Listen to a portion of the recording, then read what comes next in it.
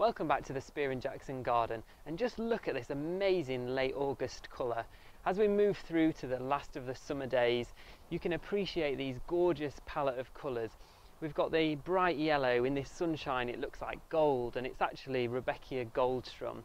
Then we've got the red and burnt orange colours of the helenium, and the little cone heads on those, they look like they're hurtling through the sky like little rockets.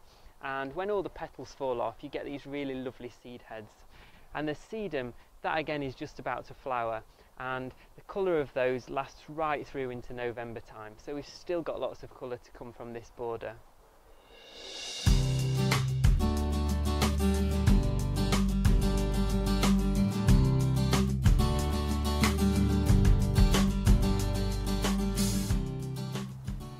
We planted this box hedge back in spring, and now's the time to give it a little haircut.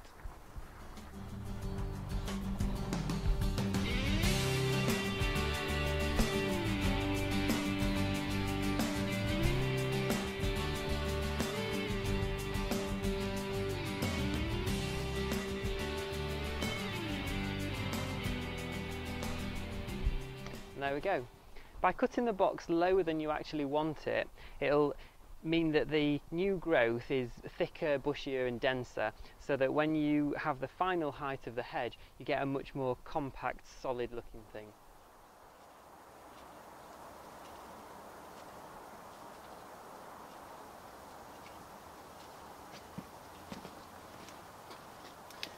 End of August, early September is the perfect time to give hedges like you a bit of a haircut.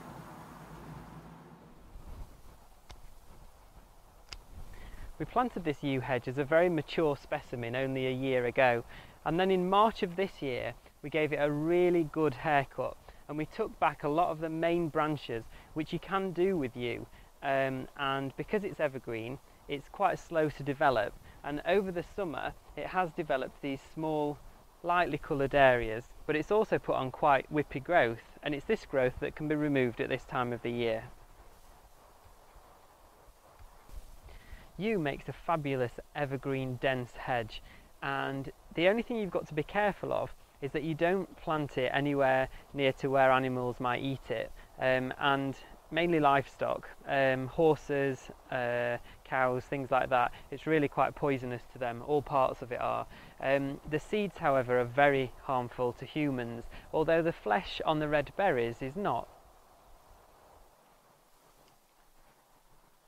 Here in the Spear and Jackson garden, we have an early flowering spring border containing lavender, and there's Rosa, Gertrude, Jekyll I can see. We've got some Nepeta. Things are just about going over, but I did notice earlier I might be able to get some cutting material off this carnation.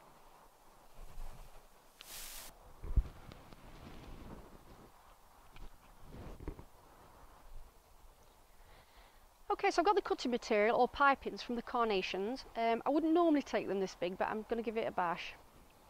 All I'm going to do is just cut below a node so it produces some adventitious roots. Remove the bottom foliage so it don't rot in the pot. That should be enough. And all I'm going to do is I'm going to pop it into this pot. Really good drainage it wants. All I'm going to do is pop that in there, give it a good water.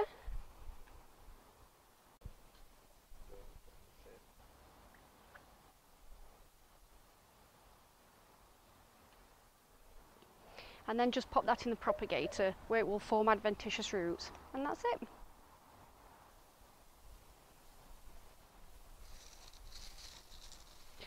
These geraniums have really gone past their best now, but I'm just going to give them a chop down to about 3 inches, and we should get a new flush of green growth, which will just extend the season of them a little bit. Does seem a little bit brutal.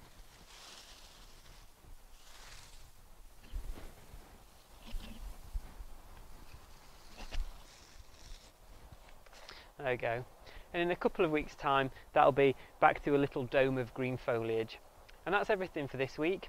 Join us next week when we'll be looking at the lawn care which we need to do in September. But until then, have a great gardening week.